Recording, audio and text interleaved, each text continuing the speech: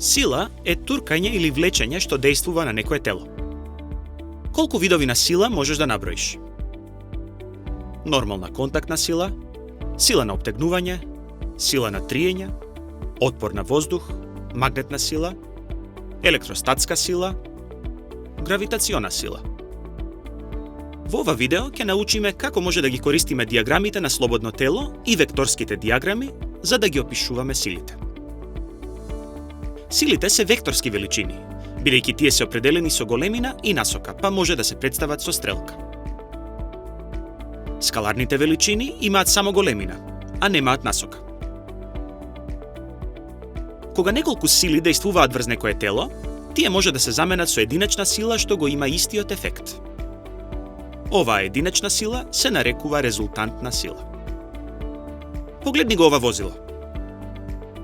Сила од 10 њутни го влече возилото назад, додека пак сила од 30 њутни го турка напред. За да ја пресметаме резултантната сила, ја одземаме помалата сила од поголемата. Резултантната сила е еднаква на 30 њутни минус 10 њутни, што е еднакво на 20 њутни нанапред. Тоа значи дека возилото забрзува. Оваа параглайдеристка паѓа со константна брзина, позната како терминална брзина. Сила од 800 њутни ја влече параглайдеристката надолу. Оваа сила е тежината на параглайдеристката, која е резултат на гравитацијата.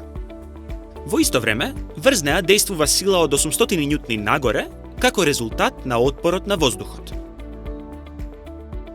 Овие сили се во рамнотежа, така што таа ќе паѓа со константна брзина.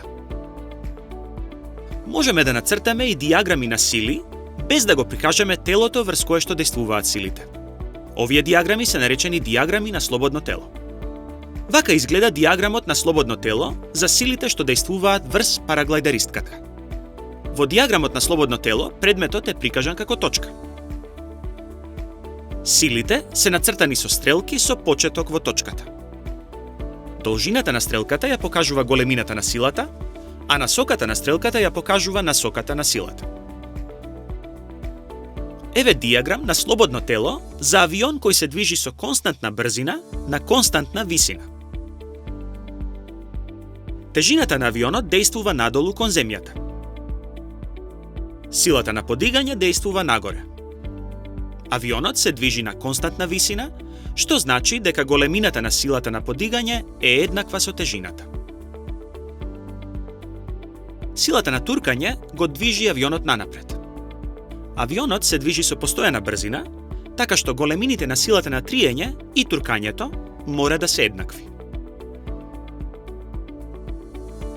Векторските диаграми ги покажуваат силите што дејствуваат на некое тело и аголот што го зафаќаат. Со нивна помош се пресметува резултантната сила. Векторските диаграми се цртаат во неколку чекори. Чекор 1. Нацртај ги стрелките што ги представуваат силите под точниот агол. Чекор 2. Нацртај линии така што ќе се добие паралелограм. Чекор 3. Измерија диагоналата на паралелограмот. На овој начин се добива резултантната сила. Еве еден пример. Едно лице трча со сила од 10 њутни. Силниот ветар го турка со сила чија големина е 8 њутни. Аголот меѓу лицето и насоката на ветрот е 30 степени. Најди ја резултантната сила што дејствува во тркачот. Чекор 1. Одлучи кои единици ќе ги користиш. Може да земеш дека 1 сантиметар е еднаков на 1 њутон. Нацртај ја првата сила. Чекор 2. Нацртај ја втората сила под дадениот агол. Чекор 3. Поврзи ги линиите за да се добие паралелограм.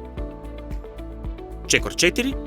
Измери ја должината на линијата од почетната точка до нејзината спротивна точка. Искористи ја зададената скала за да ја пресметаш големината на силата. Например, 17 сантиметри одговараат на резултантна сила од 17 њутни. Ете како се користи диаграм на слободно тело и векторски диаграм за опишување на силите. Доколку ти се допадна видеово, сподели го со другарчињата. За повеќе интересни содржини посети ја нашата веб страница naukazadeca.mk.